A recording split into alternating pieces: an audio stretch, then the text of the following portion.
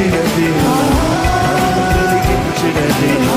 ఆ ఉన్నత రాజ్యమందు నాకు స్థానం ఇచ్చినది, నాకు విలువలు ఇచ్చినది, నన్ను కలిగించినది. ఆ ఉన్నత రాజ్యమందు నాకు స్థానం ఇచ్చినది. ఉన్నత ప్రేమ ఇది,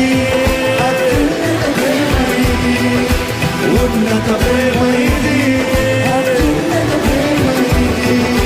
ఉన్నత ప్రేమ ఇది. అందరూ పాడమండి, అందరూ చెప్తావా? ఉన్నత ప్రేమ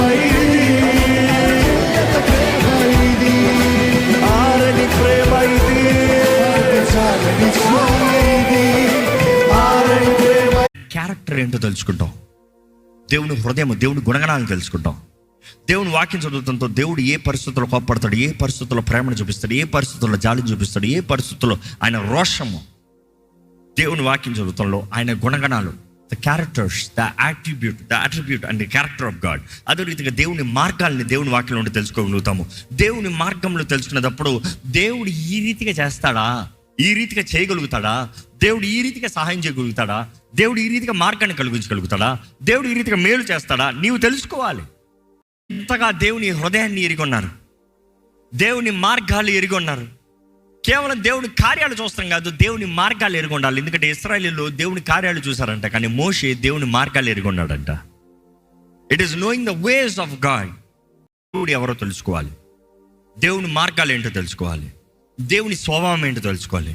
ఆయన కృపను అనుభవిస్తున్న వ్యక్తి దేవుని బట్టి ఆయన దేవునికి మహిమనవ్వాలి.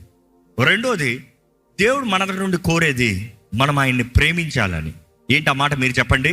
ఇచ్చిన స్థితిలో పోతుంది. కారణాలు ఏంటి చెప్పండి? Because you don't enquire God, you don't seek the will of God.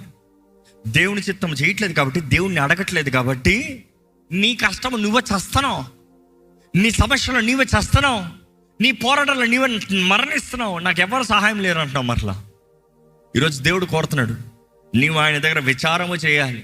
నిర్ణయించుకుని మేము దేవుణ్ణి సేవిస్తాము, దేవుని అడగకుండా ఏమి చేయము, దేవుని చిత్తం కాకుండా ఏమి చేయమని వారు ఎప్పుడైతే నిర్ణయించుకున్నారో అక్కడ చూస్తామో దేవుడు వారికి సమాధానాన్ని ఇచ్చాడంట, శాంతిని ఇచ్చాడంట, వారికి రెస్ట్ని ఇచ్చారంట. 15th verse please. కొట్టబడిన యేసు ప్రభు, వెరగొట్టబడిన యేసు ప్రభు తన ప్రాణాన్ని పెట్టిన దేవుడు ఈరోజు నిన్ను ప్రేమిస్తూ నీవు ఆయన సాక్షిగా, ఆయన మార్గంలో, ఆయన చిత్తములో, ఆయన రూపంలో నువ్వు బ్రతకాలని కోరుతున్నాడండి.